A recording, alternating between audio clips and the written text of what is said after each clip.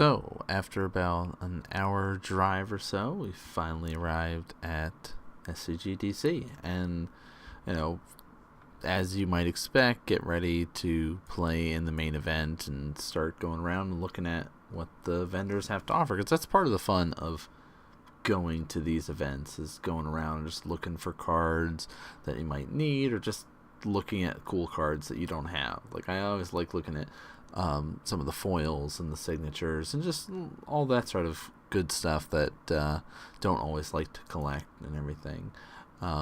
There's at least 3 vendors at this event, which is nice to kind of hop around and kind of look at that stuff. I didn't really need anything in particular, but it's always nice to take the time and look.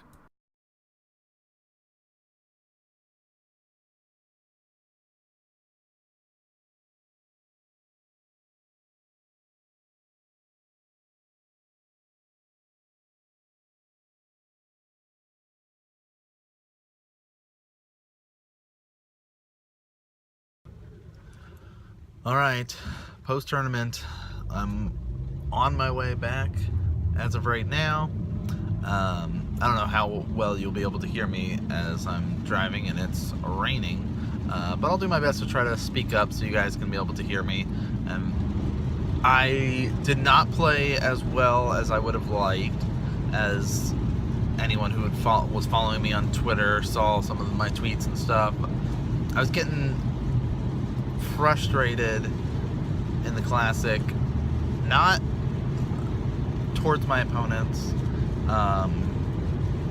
more towards myself, and it was frustrating to me because I know the deck can perform well, right? At the weekly stuff for Modern Magic Mondays, I had been doing well. Like, I 5-0'd week 1 of the tournament. The week before that, I was 3-1. Like, so I know the deck can do all right in the meta, right? I know there are some difficult matches and uphill battles based on using Infect currently in the meta, right? We all know that Control is starting to increase in popularity again, which makes it really difficult.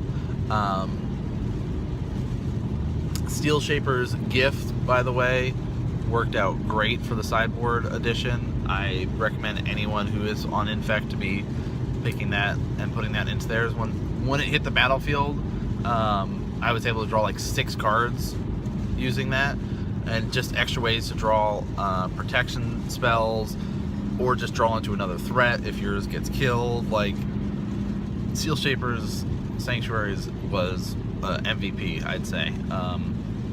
I know all the haters out there are hating on Sylvan Scrying and stuff. It did help me today, find another Ink Moth, find a Pendelhaven, stuff like that. I still like that, with it being kind of grindy in the meta and you're playing against controls, having that Sylvan Scrying to find a threat is nice against Death Shadow, stuff like that. It's nice. So that worked out well. I mean, I dropped from the Classic, went to go play the Challenge, if you will. Ended up going like 2-2 in that. I played for the whole tournament, if we're counting both the Classic and the Challenge. I played against 2 Death Shadow. I played against 2 Jeskai Control.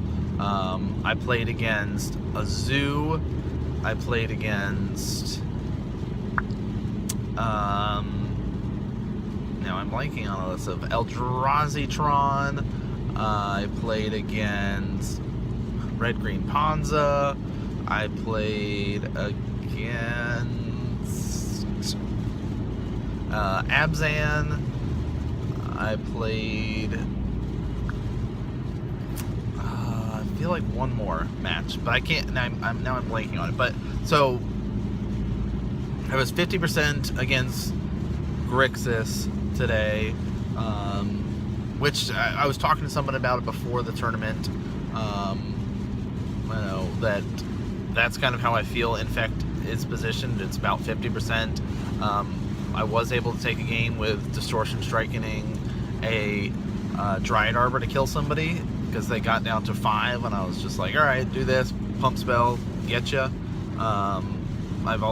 In fact, was working out well. I need to adjust, I think, some of my numbers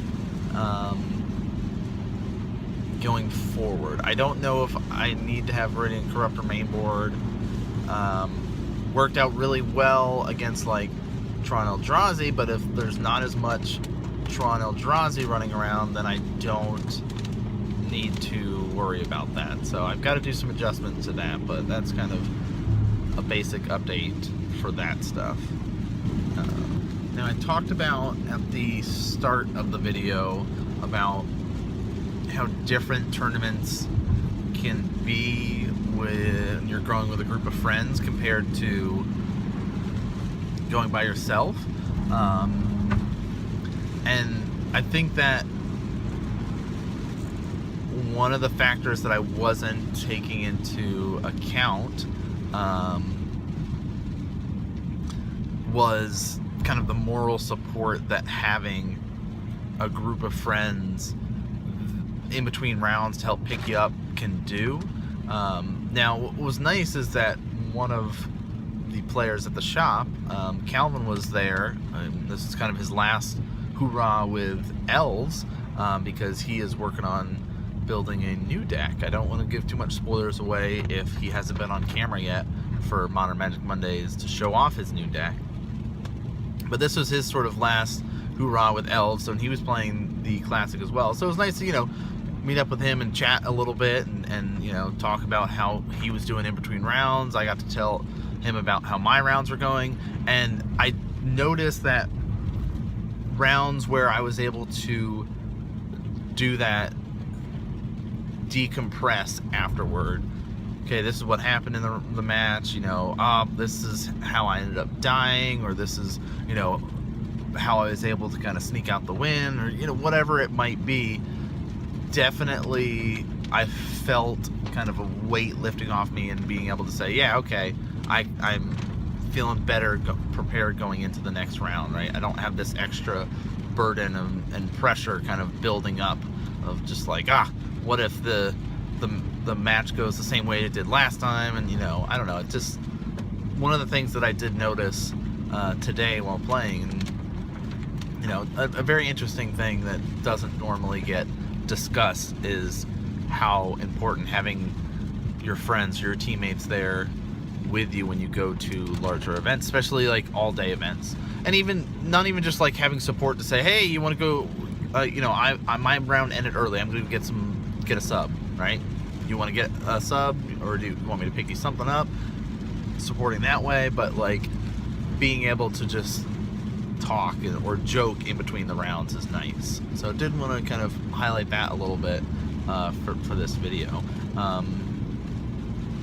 As I've talked about previously, kind of the Magic Tournament Survival Guide, if you guys have seen that video up on the channel, kind of giving like tips and tricks to help you survive an entire day of Magic tournaments. Right, so I was at this event. It's about 5:40 right now. So I got there around 8:40. So it's pretty long day, but like it could have been much longer if I was playing, in side events after the modern stuff, or had played yesterday or something like that. It could have felt even longer, but so just little factors going into it is making sure that you have all that stuff that I talked about in the survival guide stuff of the waters and food and things like that. So that's kind of our update recap stuff.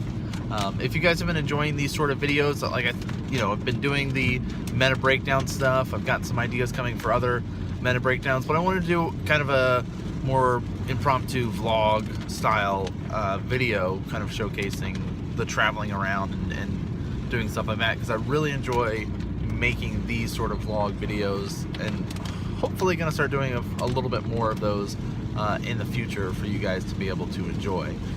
But if you like all this stuff, make sure you're hitting the follows, the subscribes, all that kind of good stuff. You want to show extra support, of course there is the Patreon and all that sort of good stuff there, but I'd recommend heading over to the Modern Magic Mondays YouTube and Twitch, because the next season is already kicked off for season number 6, and we've been doing some great coverage over there. But that's going to do it for us here tonight, guys. Thanks so much for tuning in and watching, and I'll see you guys next time.